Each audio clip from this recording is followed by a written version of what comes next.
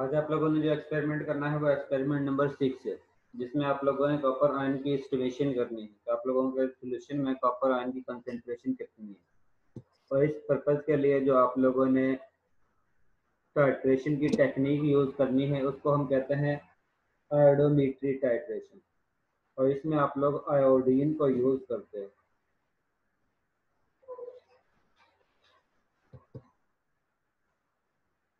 Iodometry titration जिसमें आप लोग आयोडीन को मेन सोर्स के तौर पर इस्तेमाल करते हो, जिसको आप लोग रेड्यूसिंग एजेंट के तौर पर भी इस्तेमाल कर सकते हो और ऑक्सीडाइजिंग एजेंट के तौर पर भी इस्तेमाल कर सकते हो।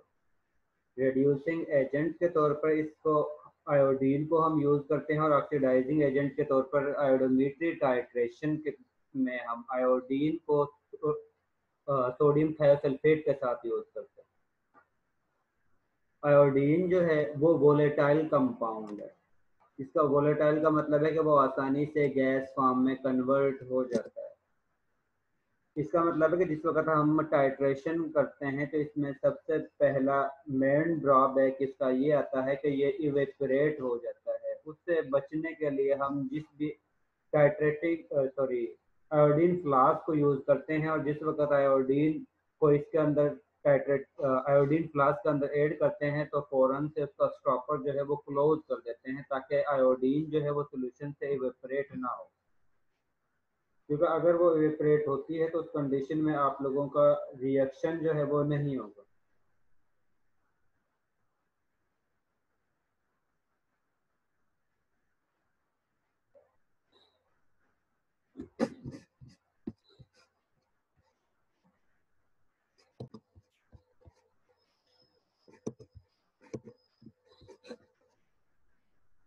मैं आप लोगों को बता रहा था कि आप लोग इस सॉल्यूशन के अंदर iodine as a main source use करते हो, और आयोडीन जो है वो वोलेटाइल कंपाउंड है। इसका मतलब है कि वो आसानी से गैस फॉर्म में कन्वर्ट हो जाता है। इससे बचने के लिए आप लोग आयोडीन फ्लास्क यूज करते हो, और जिस वक्त आप लोग आयोडीन उसमें ऐड करते हो, ऐड करने के बाद उसको फ़ौरन से स्टॉपर की मदद से क्लोज कर देते हो, ताकि आयोडीन जो है वो सोल्यूशन के अंदर से इवेपोरेट ना हो, क्योंकि इसकी वाटर में सॉल्युबिलिटी कम होती है। और इससे मजीद बचने के लिए आयोडीन जो है इसमें से रिमूव ना हो, तो इसके लिए हम इसमें पोटाशियम आयोडाइड ऐड करते हैं। जिस वक्त हम पोटाशियम आयोडाइड आयोडीन के सोल्यूशन में ऐड करते हैं तो उस कंडीशन में ये आयोडीन जो है वो I3 नेगेटिव आयन में कन्वर्ट हो जाता है, जिसकी वजह से इस पर नेगेटिव चार्ज आ जाता है। और हमें पता है जिस वक्त ये नेगेटिव चार्ज आता है या आयन की फॉर्म में कन्वर्ट होता है, उस कंडीशन में इसकी वाटर के साथ इंट्रैक्शन ज़्यादा हो जाती है।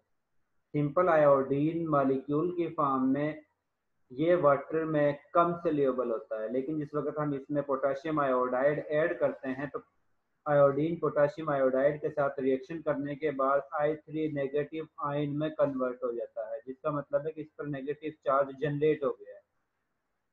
जिस वक्त इस पर नेगेटिव चार्ज जनरेट होगा उस कंडीशन में ये आयन वाटर के साथ इंट्रैक्शन ज़्यादा शो करेगा, क्योंकि इस पर एक आयन पर जो है वो नेगेटिव चार्ज है। वो नेगेटिव आयन जो है वो वाटर में से जो हाइड्रोजन जिस पर पार्शल पॉजिटिव चार्ज होता है उसको इंट्रैक्ट करता है, और जिसकी वजह से इनके दरमियान इंट्रैक्शन जो है वो ज़्यादा हो जाती है। और जिस वक्त इनके दरमियान इंट्रैक्शन ज़्यादा होगी इसका मतलब है इनमें सोल्यूबिलिटी या आयोडाइड आयन की स्टेबिलिटी जो है वो उतनी ही ज़्यादा हो जाएगी, क्योंकि जितनी इनके दरमियान इंट्रैक्शन ज़्यादा होगी उस कंडीशन में इनकी स्टेबिलिटी I3 नेगेटिव आयन की उतनी ही ज़्यादा होगी। जिस वक्त इंट्रैक्शन ज़्यादा होगी तो उस कंडीशन में इसको ज़्यादा टेम्परेचर रिक्वायर होगा कि यह गैस फॉर्म में कन्वर्ट हो। इसलिए हम इससे बचने के लिए आयोडीन को इवेपोरेट होने से बचने के लिए इसमें पोटाशियम आयोडाइड एक्सेस अमाउंट में ऐड करते हैं, जिसकी वजह से ये I3 नेगेटिव आयन में कन्वर्ट हो जाती है आयोडीन गैस जो है, और उसकी वजह से ये वाटर में ज़्यादा सोल्यूबल होती है, और सोल्यूबल ज़्यादा होने की वजह से ये आसानी से इवेपोरेट नहीं होती। इसके बाद आप लोग इसके लिए जो इंडिकेटर यूज करते हो वो स्टार्च है। जिस वक्त आप लोग iodide ion I3 negative ion में स्टार्च ऐड करते हो तो इस कंडीशन में इसका फौरन जो है वो ब्लू इंटेंस कलर अपीयर होता है, जो इंडिकेट करता है कि स्टार्च ने आयोडाइड आयन जो आप लोगों के पास सॉल्यूशन में मौजूद है उसके साथ कम्प्लेक्सेशन शो की है। और इस स्टार्च इंडिकेटर को हम आयोडोमेट्री टाइट्रेशन में उस वक्त यूज करते हैं जिस वक्त आप लोगों का रिएक्शन ऑलमोस्ट कंप्लीट होने वाला होता है, क्योंकि अगर आप लोग स्टार्च इंडिकेटर को स्टार्ट में ऐड करते हो तो उस कंडीशन में स्टार्च जो है वो आयोडीन के साथ एक्सप्रेशन शो करता है, जिसकी वजह से आयोडीन जो है वो रिलीज नहीं हो पाता। आयोडीन जो है जिसने स्टार्च के साथ कम्प्लेक्सेशन शो की है वो रिलीज नहीं होती, आयोडीन गैस जो है वो रिलीज नहीं होगी, और जिसकी वजह से आप लोगों के पास ऑक्सीडेशन रिडक्शन का प्रोसेस भी नहीं होगा, क्योंकि इसमें आप लोगों के पास मेन सोर्स जो है वो आयोडीन है, जो आप लोगों को बताता है कि आप लोगों का रिएक्शन हो रहा है या नहीं हो रहा है। और अगर आप लोगों के पास आयोडीन स्टार्च के साथ कम्प्लेक्सेशन बना देता है स्टेबल किस्म की, तो उस कंडीशन में ये आप लोगों को इंफॉर्मेशन नहीं देगी कि आप लोगों का रिएक्शन कंप्लीट हो रहा है या नहीं हो रहा है। इसलिए हम स्टार्च को, जिसको हम इंडिकेटर के तौर पर इस्तेमाल करते हैं, इसको हम उस वक्त यूज करते हैं जिस वक्त आप लोगों का रिएक्शन ऑलमोस्ट कंप्लीट होने वाला होता है। ऑलमोस्ट कंप्लीट होने वाले का मतलब है कि आप लोगों का नियर अबाउट कंप्लीट हो गया है, उसके बाद आप लोग जस्ट इंडिकेशन के लिए आप लोग स्टार्च इंडिकेटर यूज करते हो, जिसकी वजह से आप लोगों को फौरन पता चल जाता है कि आप लोगों का रिएक्शन जो है वो कंप्लीट हुआ है या नहीं हुआ है। इसके बाद इसका प्रोसीजर है कि आप लोग इसको किस तरह अप्लाई करते हो, किस तरह आप लोग इस प्रोसीजर को फॉलो करते हो। इसमें सबसे पहला तरीका है कि आप लोगों ने कॉपर सल्फेट का सोल्यूशन बनाना है, और इसके साथ आप लोगों ने सोडियम थायोसल्फेट का 0.1 मोलर का सोल्यूशन बनाना है। जो आप लोगों का कॉपर सल्फेट का सोल्यूशन बनाना है उसमें आप लोगों ने 8 gram copper sulphate 1000 litre water में डिजॉल्व करना है। वो आप लोगों के पास जो कॉपर सल्फेट का सोल्यूशन बनेगा उसमें से आप लोगों ने 10 ml कॉपर सल्फेट का सोल्यूशन लेना है, और उसमें 1 ग्राम पोटाशियम आयोडाइड ऐड करना है सॉलिड फॉर्म में। अब 1 ग्राम पोटाशियम आयोडाइड हम एक्सेस अमाउंट में यूज कर रहे हैं, इसलिए ताकि आप लोगों के पास जो आयोडीन है वो इवेपरेट ना हो। इसके बाद आप लोगों ने इसको टाइट्रेशन करवानी है सोडियम थायोसल्फेट के सोल्यूशन के साथ, और उस वक्त तक जो आप लोगों ने सोडियम थायोसल्फेट को ब्यूरेट में ऐड किया हुआ है, आप लोगों ने कॉपर सल्फेट का सोल्यूशन जो है वो आयोडीन फ्लास्क में ऐड करना है 10 ml। उसके बाद 1 ग्राम आप लोगों ने पोटाशियम आयोडाइड ऐड करना है, और फौरन से आयोडीन फ्लास्क को स्टॉपर की मदद से क्लोज कर देना है। उसके बाद आप लोगों ने सोडियम थायोसल्फेट को ब्यूरेट में ऐड करना है, और ब्यूरेट में ऐड करने के बाद ड्रॉप वाइज आप लोगों ने आयोडीन फ्लास्क के अंदर सोडियम थायोसल्फेट को ऐड करना है, और उस वक्त तक ऐड करना है जिस वक्त तक इसका कलर जो है वो येलो या पेल येलो अपीयर नहीं होता। जिस वक्त इसका कलर जो है वो पेल येलो अपीयर होगा वो इंडिकेट करेगा कि आप लोगों का रिएक्शन ऑलमोस्ट कंप्लीट होने वाला है। जिस वक्त इसका कलर पेल येलो होगा उसके बाद आप लोगों ने 1 ml स्टार्च इंडिकेटर ऐड करना है, जिसकी वजह से इसका कलर जो है वो ब्लूइश होगा या डार्क ब्लू होगा। उसके बाद आप लोगों ने दोबारा से सोडियम थायोसल्फेट के साथ इसको टाइट्रेट करवाना है, और उस वक्त तक टाइट्रेट करवाना है जिस वक्त तक ये ब्लू कलर जो है वो डिसअपियर नहीं होता। जिस वक्त ये ब्लू कलर डिसअपियर हो जाएगा इसका मतलब है कि आप लोगों का रिएक्शन जो है वो कंप्लीट हो गया है। और इस प्रोसीजर को आप लोगों ने 3 दफ़ा रिपीट करना है, और रिपीट करने के बाद आप लोगों ने इसकी रीडिंग जो है वो टेबल में फिल कर देनी है। आप लोगों ने 8 gram copper sulphate 1000 litre water में डिजॉल्व करना है, और उसमें से आप लोगों ने 10 ml जो कॉपर सल्फेट का सोल्यूशन बनाया उसमें से 10 ml आप लोगों ने लेकर आयोडीन फ्लास्क में ऐड करना है। उसके बाद आप लोगों ने 1 ग्राम पोटाशियम आयोडाइड आप लोगों ने सोडियम थायोसल्फेट का 0.1 मोलर सोल्यूशन बनाना है और उसको आप लोगों ने ब्यूरेट के अंदर ऐड करना है और उसके बाद आप लोगों ने टाइट्रेशन शुरू कर देनी और सोडियम थायोसल्फेट को ड्रॉप वाइज आयोडीन फ्लास्क में ऐड करना है और उस वक्त तक ऐड करना है जिस वक्त तक इसका कलर जो है वो येलो अपीयर नहीं होता। जिस वक्त इसका कलर येलोइश या पेल येलो अपीयर होगा वो इंडिकेट करेगा कि आप लोगों का रिएक्शन जो है वो ऑलमोस्ट कंप्लीट होने वाला है। उसके बाद आप लोग स्टार्च इंडिकेटर को यूज करते हो। स्टार्च इंडिकेटर को आप लोगों ने 1 ml ऐड करना है। जिस वक्त आप लोग स्टार्च इंडिकेटर को ऐड करोगे उस कंडीशन में आप लोगों के जो सोल्यूशन है उसका कलर ब्लूइश टाइप होगा। उसके बाद फिर दोबारा से आप लोगों ने टाइट्रेशन शुरू कर देनी है सोडियम थायोसल्फेट के साथ और उस वक्त तक टाइट्रेशन करनी है जिस वक्त तक इसका ब्लू कलर डिसअपियर नहीं होता। जिस वक्त इसका ब्लू कलर डिसअपियर होगा इसका मतलब है कि आप लोगों का रिएक्शन कंप्लीट हो चुका है और वो वॉल्यूम आप लोगों ने स्टार्टिंग से लास्ट तक जो वॉल्यूम आया है वो आप लोगों ने नोट कर लेना है और उसको आप लोगों ने इस टेबल में फिल कर देना है। उसके बाद आप लोगों ने इसकी कैलकुलेशन करनी है। कैलकुलेशन के लिए आप लोग वही फार्मूला यूज करते हो m1v1/n1 is equal to m2v2/n2। Sodium thiosulphate की मोलैरिटी आप लोगों को नाउन है 0.1 मोलर है। कॉपर सल्फेट की मोलैरिटी आप लोगों ने फाइंड आउट करनी है।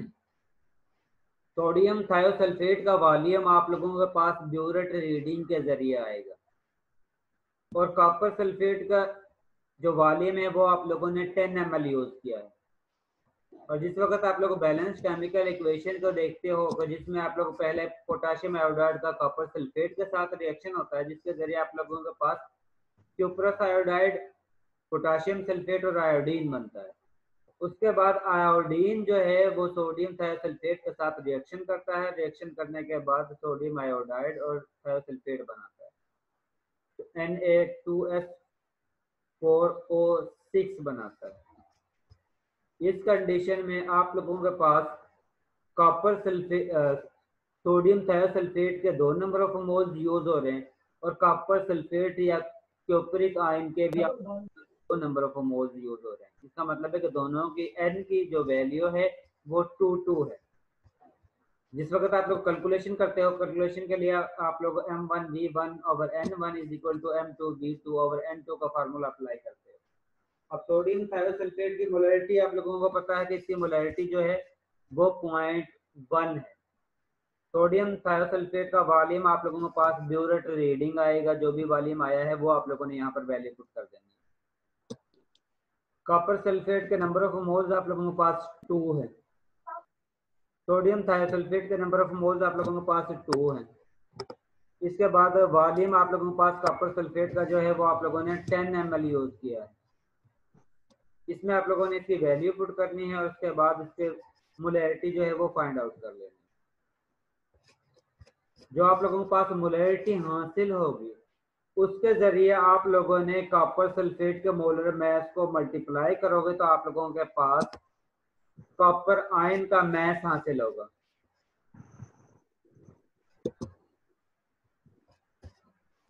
उस वो मैस जो है आप लोगों के पास 1000 लीटर में है क्योंकि आप लोगों ने सोल्यूशन जो बनाया है वो 1000 ml में बनाया है।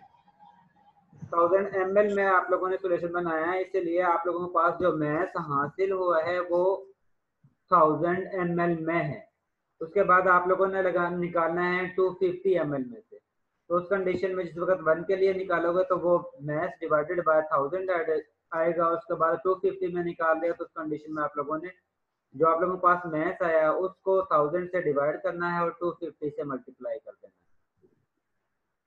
उस कंडीशन में आप लोगों के पास 250 ml में कॉपर आयन की कंसंट्रेशन आप लोगों के पास फाइंड आउट हो जाएगी और वो आप लोगों का रिजल्ट होगा।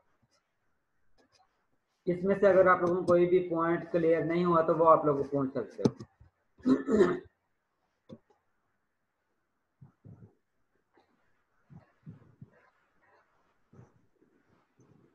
ये एक्सपेरिमेंट की समझ आ गई है?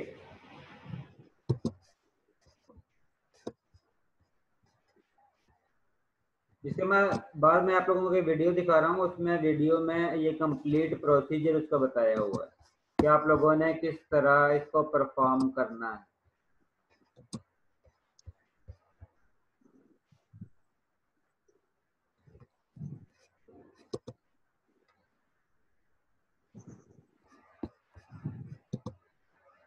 जी सर। इसमें उसने सबसे पहले आयोडीन फ्लास्क के अंदर आयोडीन का जो कॉपर सल्फेट का solution plus potassium iodide add किया हुआ है, और ब्यूरेट के अंदर जो है वो उसने सोडियम थायोसल्फेट ऐड किया हुआ है। उसके बाद सोडियम थायोसल्फेट को ड्रॉप वाइज आयोडीन फ्लास्क के अंदर ऐड कर रहा है। इसके बाद इसका कलर जो है वो लाइट येलो या पेल येलो अपीयर होगा, जो इंडिकेट करेगा कि आप लोगों का रिएक्शन जो है वो ऑलमोस्ट कंप्लीट होने वाला है।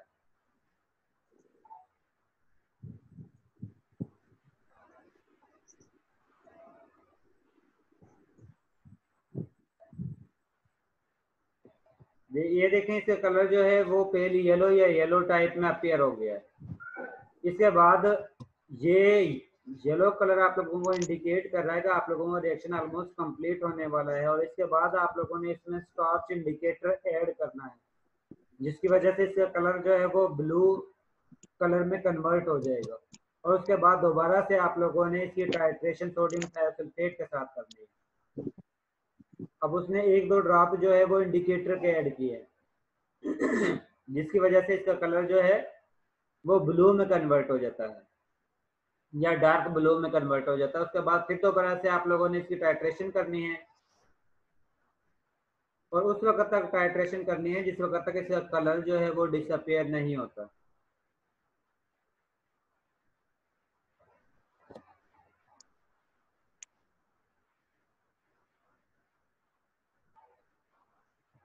ये इसका कलर जो है वो डिसअपियर हो गया है, इसका मतलब है कि ये रिएक्शन जो है वो कंप्लीट हो गया है। इसके साथ आप लोग इसकी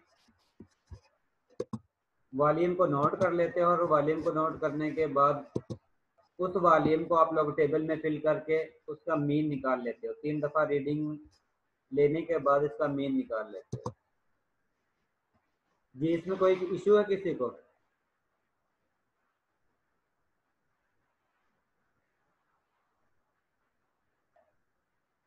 सर इक्वेशन से एक मरतबा रिपीट कर दें। सर जी थोड़ा सा दोबारा बता दें।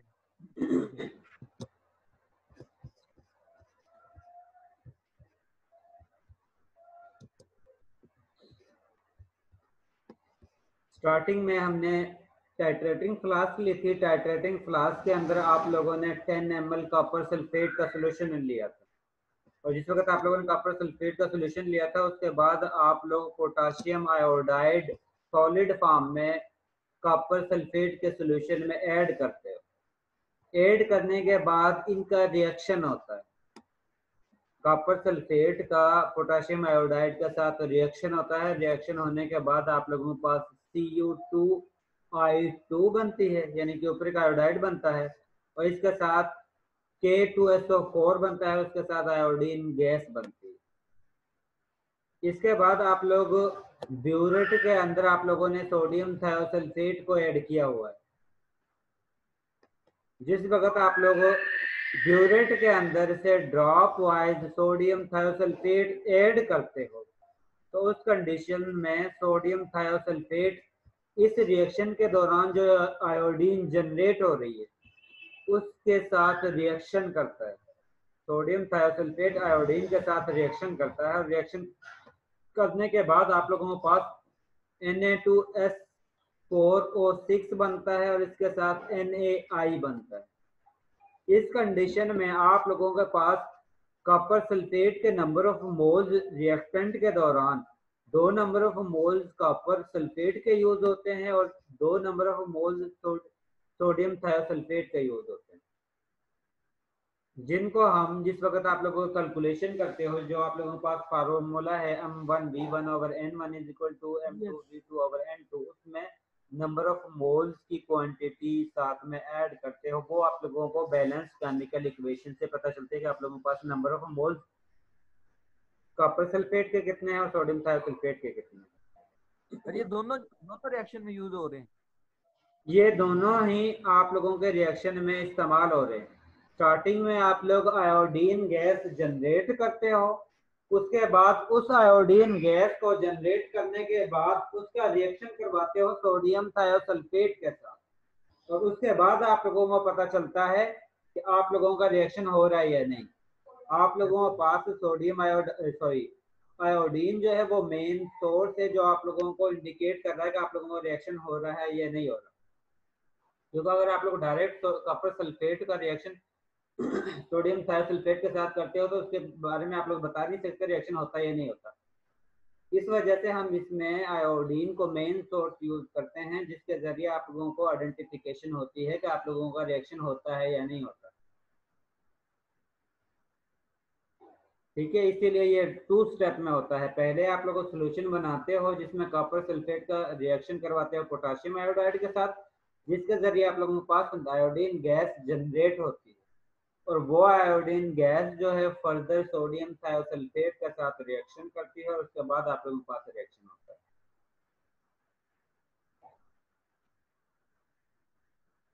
इसके अलावा किसी को कोई डाउट है तो वो पूछ सकते हैं। नीचे से भी थोड़ा सर जी बता दें दोबारा।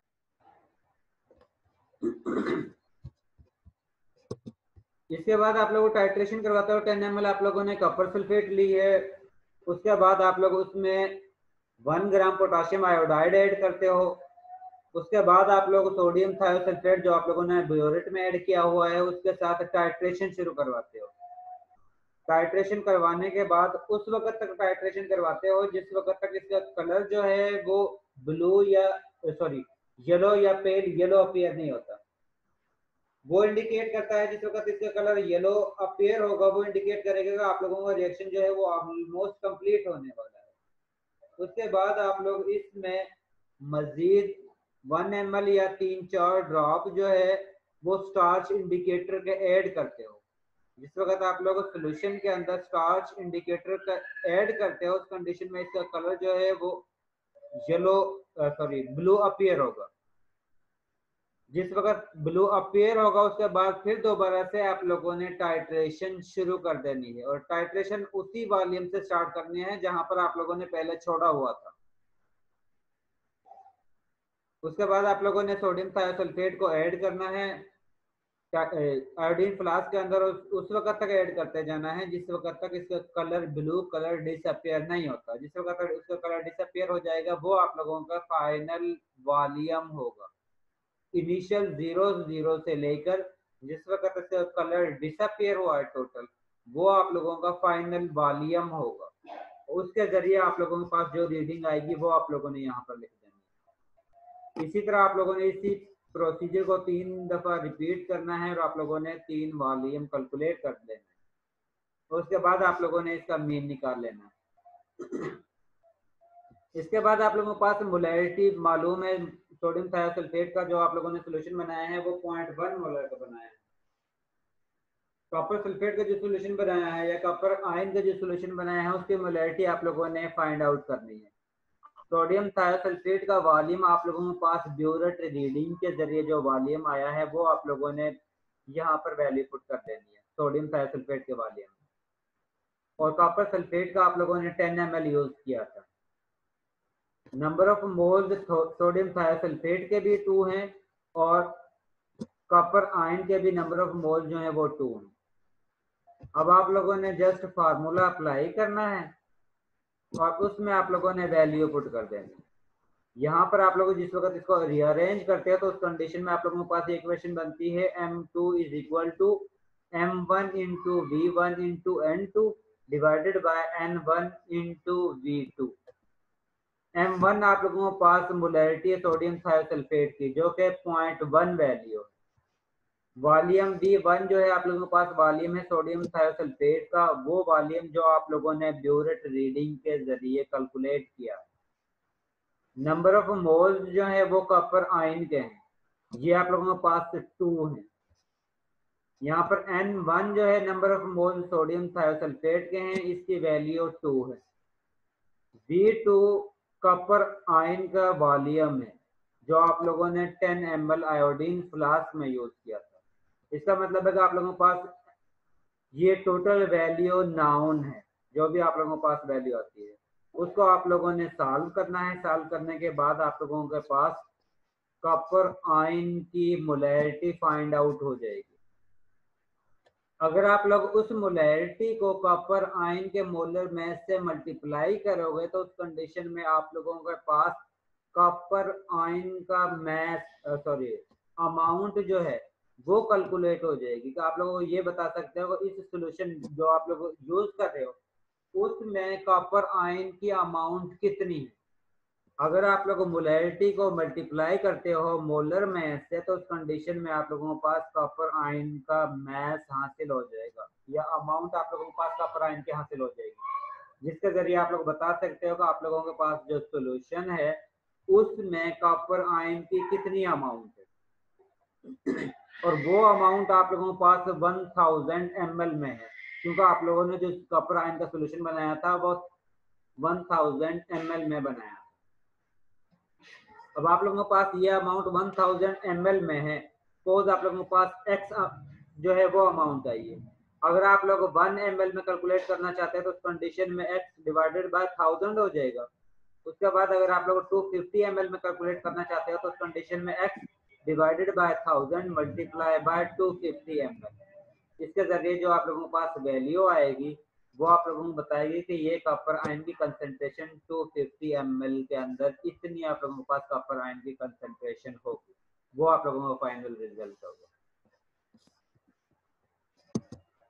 जी, इसमें अगर कोई भी कंफ्यूजन है तो वो आप लोग पूछ सकते हो।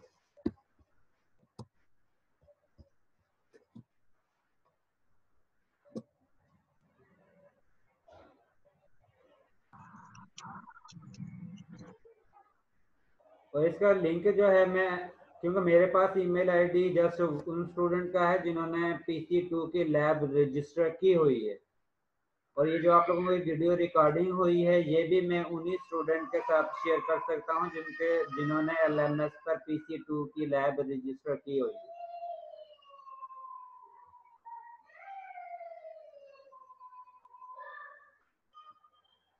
जिसके अलावा किसी को कोई इशू नहीं है।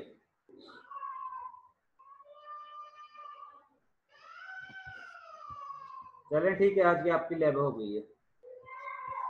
सर और हमें ये लेक्चर्स कैसे मिलेंगे रिकॉर्डिंग फॉर्म में? ये मैं YouTube पर अपलोड कर रहा हूँ, उसके साथ आप लोगों को लिंक शेयर कर रहा हूँ। सर हमें लिंक आज भी नहीं मिली सर, मेल हमें नहीं आई लिंक थी। मैंने कहा है कि लिंक सिर्फ उनको मिलेगी जिन्होंने PC2 की लैब LMS पर रजिस्टर की हुई है। ठीक हो गया सर। उधर मैंने भी बार बार बताया था कि आप लोग जो है PC2 की लैब रजिस्टर करो ऑनलाइन।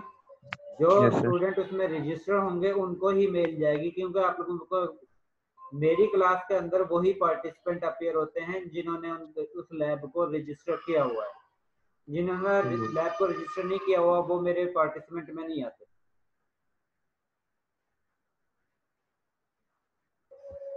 जी, इसके अलावा किसी को और इशू है? और आपकी क्लास का CR या GR कौन थे?